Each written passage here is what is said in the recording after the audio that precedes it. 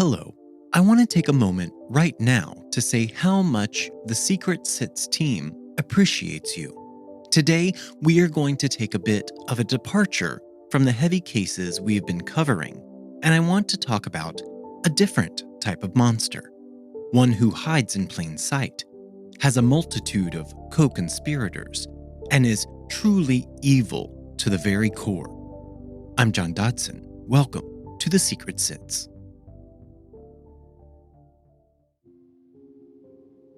Our story today begins on an average, sunny, and warm day in Hickory, Mississippi.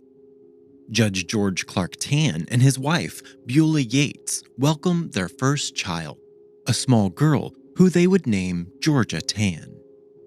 In 3 years' time, the couple would welcome another baby into their family, and they would name him Rob Roy Tann. Beulah worked as a school teacher, which went against the norms of society at this time and in this area of the country, because women typically did not work outside of their homes.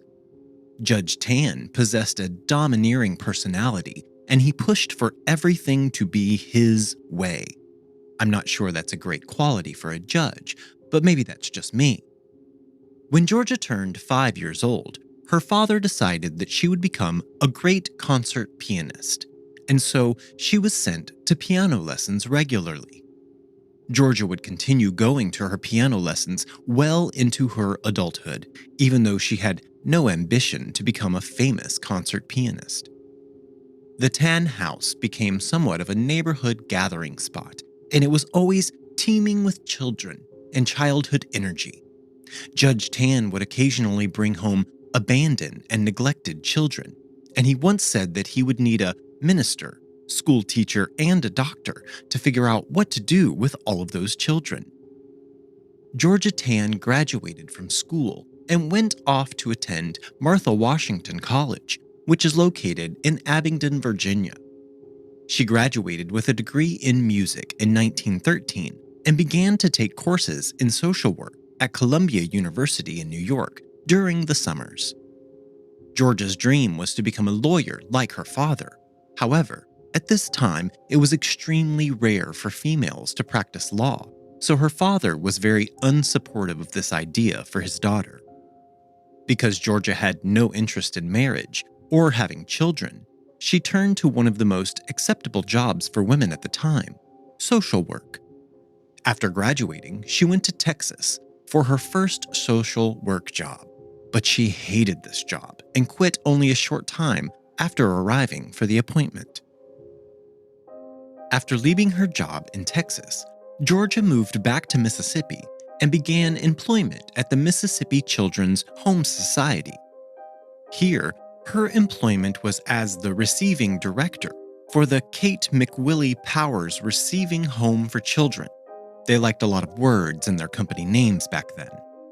Surprisingly, due to the aforementioned fact that Georgia Tann never planned on or wanted to have any children, she adopted an infant girl and named her June. One of Georgia's many family friends named Ann Atwood also worked at this house as one of the house mothers. Ann was 8 years younger than Georgia, and she had a baby son called Jack. Ann had given birth to this young boy out of wedlock, quite a social scandal at the time, so she added Hollingsworth to the end of her name so she could pretend to be a widow and stave off some of the judgment from the townsfolk. It is funny that Georgia and Ann were overly concerned about her giving birth out of wedlock and being judged, but they were much less concerned that the townsfolk also started to get the picture that these two were actually a lesbian couple in Mississippi in the 1920s. At this time, there was a term, Boston marriages. This term was used to describe two wealthy, independent women who had no financial support from a man and who lived together. Some of these were romantic relationships because, let's face it, gay people have been around since people have existed. But some were not romantic and were simply a platonic living arrangement. After some time working at this receiving center, Georgia was fired because she had began using questionable practices when placing children into new homes. In 1924, she moved to Memphis, Tennessee, with June, her daughter, Ann Atwood, her girlfriend, and Jack, Ann's son. When the happy family arrived in Memphis, Georgia received a job as the executive secretary at the Shelby County branch of the Tennessee Children's Home Society. This was the largest society in the state, and they had other branches in Jackson, Knoxville, and Chattanooga. On a quick side note, if you are ever in Chattanooga, Tennessee, you should eat at Bee's restaurant. I highly suggest it. That's BEA''S. You can thank me later. Anyway, Georgia quickly began using aggressive tactics to take over the entire Shelby branch of the Tennessee Children's Home Society. After she had a vice-like grip on the organization, Georgia Tann began one of the first and largest child trafficking rings that has ever existed. Human trafficking is not a term that yet exists in the 1920s, and Tennessee law does permit agencies to place children with appropriate applicants as an effort to stop people from selling their children. But to mitigate this, they are only allowed to charge a service fee, which at this time was around $7 per child, and nobody is getting rich off of that. So to make her endeavors more profitable, Georgia began arranging out-of-state adoptions. These private adoptions were not holden to the Tennessee state rules, and they allowed her to charge a premium for the babies taken out of state.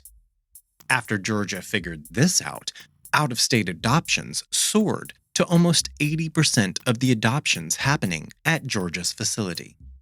Most of the babies were sent to new families in either New York or California. Between the years of 1940 and 1950, Georgia Tann placed approximately 3,000 children in just these two states alone.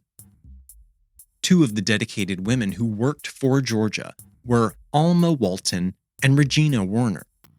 Every 3 weeks, like clockwork, these women would make their trips to deliver babies. Alma went to California and Regina to New York. Each woman had 4 to 6 babies in tow for each trip. When the women arrived at their destinations, they would rent a nice hotel room, and prospective parents would go to the hotel to see the children and conduct an interview. Almost all of these prospective parents were extremely wealthy. The couples would pay $700 by check, made out to the Tennessee Children's Home Society. Actually, I'm just kidding. The couples would make their checks out directly to Georgia Tann. On top of the 100% markup on out-of-town babies, Georgia would also charge the couples additional fees. A background check fee, although no background checks were ever ran. Air travel costs, which were at least double what the trip actually costed. And adoption paperwork fees charged at 5 times the actual cost. And the state of Tennessee was also sending money to the agency. They typically sent $61,000 per year, with 31% of that money going directly to Georgia's branch. The profits made by this not-for-profit organization were squirreled away in a secret bank account named for a fake shell corporation.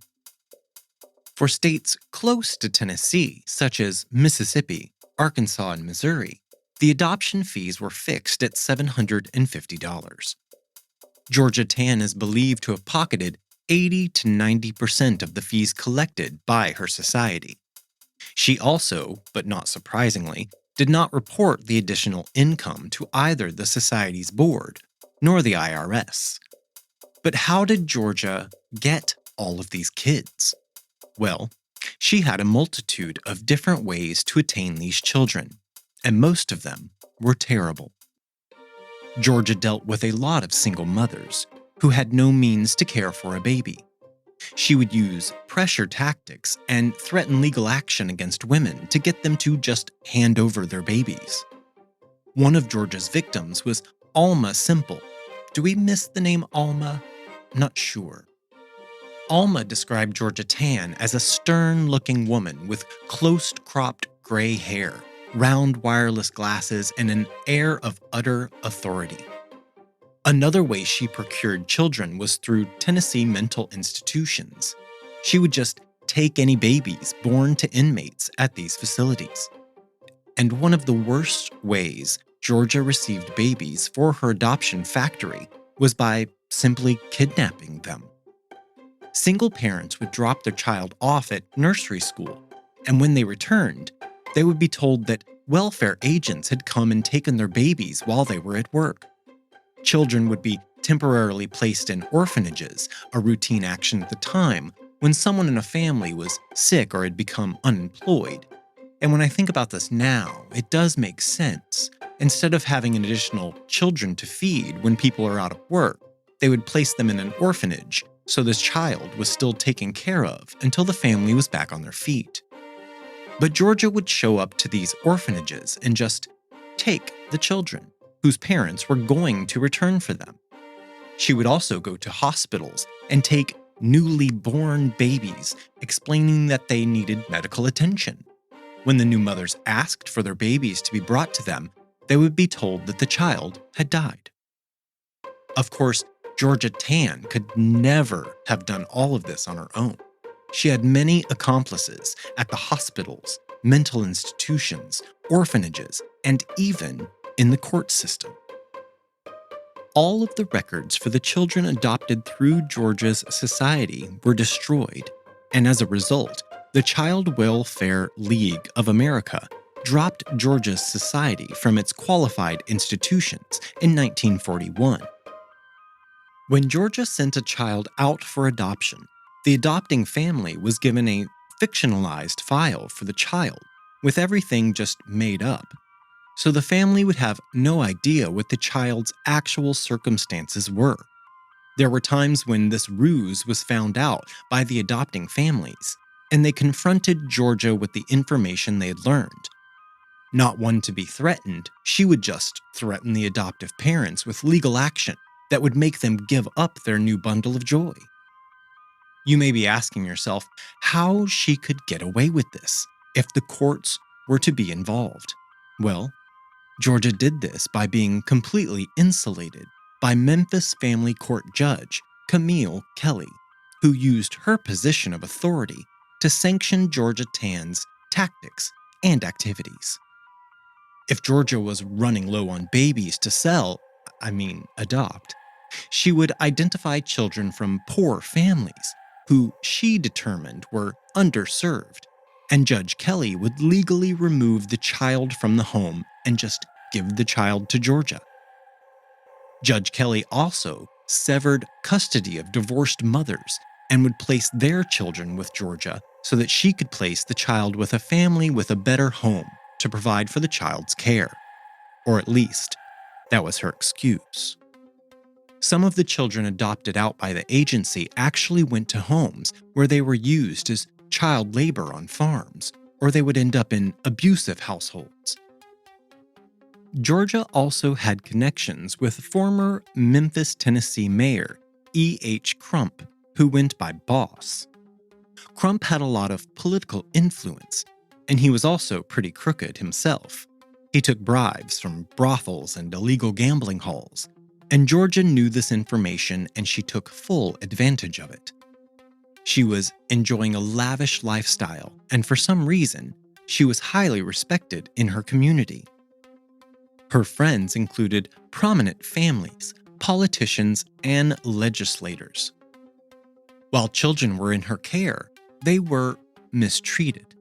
There were reports of neglect, physical abuse, sexual abuse, and even murder. In the 1930s, Memphis had the highest infant mortality rate in the entire United States, and this was largely due to Georgia Tann.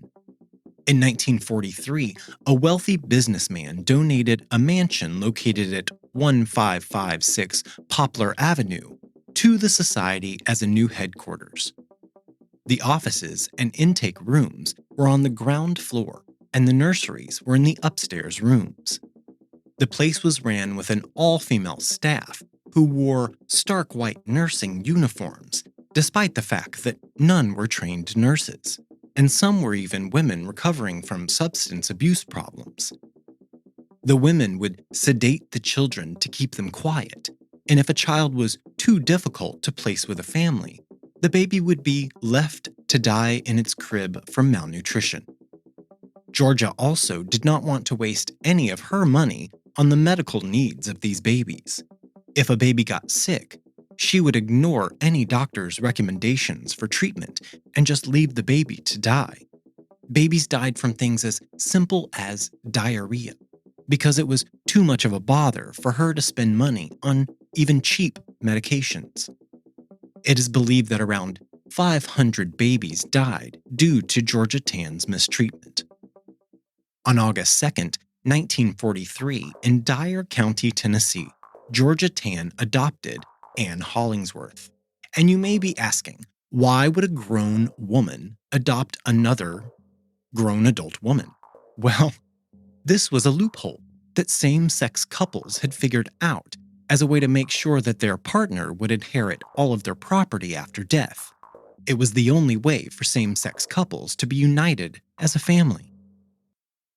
At this time, black market adoptions, as they were called, were not illegal, just frowned upon. The governor of Tennessee during this time, Gordon Browning, launched an investigation into the society on September 11, 1950, after he received reports that the agency was selling children for profit. He assigned Memphis attorney Robert Taylor to the case. Georgia Tann and her gang of baby-stealing goons were accused of receiving almost $1 million in profits from this child trafficking practice. The Tennessee Children's Home Society then shuttered its doors in 1950. It is believed that over 5,000 children were stolen in these 25 years.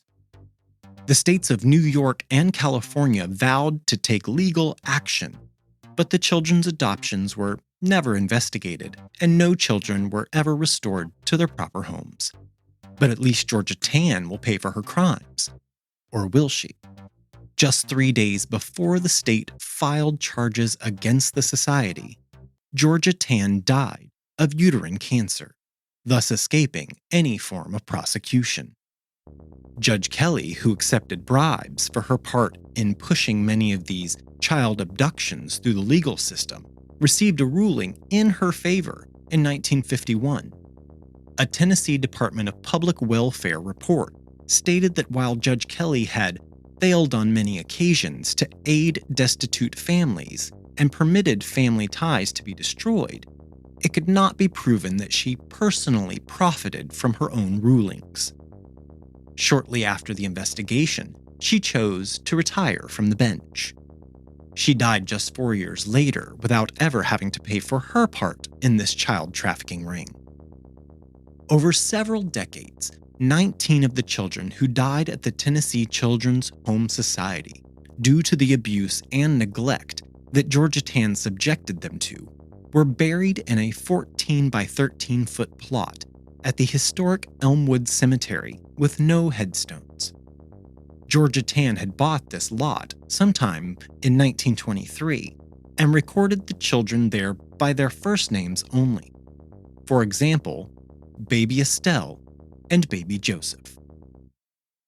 In 2015, the cemetery raised $13,000 to erect a monument to these children's memories.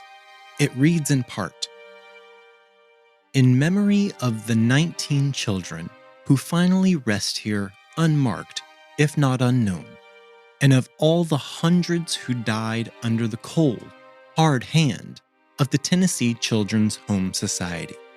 Their final resting place unknown, their final peace a blessing. The hard lessons of their fate changed adoption procedure and law nationwide." I would say that's a pretty scathing monument, but not unwarranted. Maisie Huff wrote a book based on this case entitled Rural Unwed Mothers: An American Experience. In her book, Huff makes the argument that the state of Tennessee's implementation of social work standards without the funding needed to hold up those standards is what contributed to the abuses of the system. The Tennessee Children's Home Society scandal did bring about some good. It caused the state to make new laws to reform the adoption processes in 1951. And in 1979, the state adopted legislation requiring the state to assist siblings who were trying to find one another. A similar bill that would have extended this provision to birth parents was not adopted into law. In 1996, the state of Tennessee enacted Chapter 532 of the Tennessee Public Acts of 1996, which revised the process of obtaining adoption records by releasing them to adult adoptees of the Tennessee Children's Home Society, upon receiving permission from any living birth parents. Prior to the 1920s, adoption in the United States was pretty rare. One of the largest adoption agencies, located in Boston, only placed around 5 children per year with new families. By contrast, in 1928, Georgia Tann placed 206 children with adopted families. She also believes in class distinctions and felt that children should be taken from poor families and placed with families of higher means. This did cause adoptions to become associated with the rich, famous, and influential. Some notable people who used Georgia Tann's adoption services included actress Joan Crawford. She received her twin daughters, Kathy and Cynthia, from Georgia Tann. Her other children, Christina and Christopher, who you may remember from Mommy Dearest, came to her from a different agency. Actress June Allison and her husband, actor Dick Powell, also adopted from Georgia, and professional wrestler Ric Flair.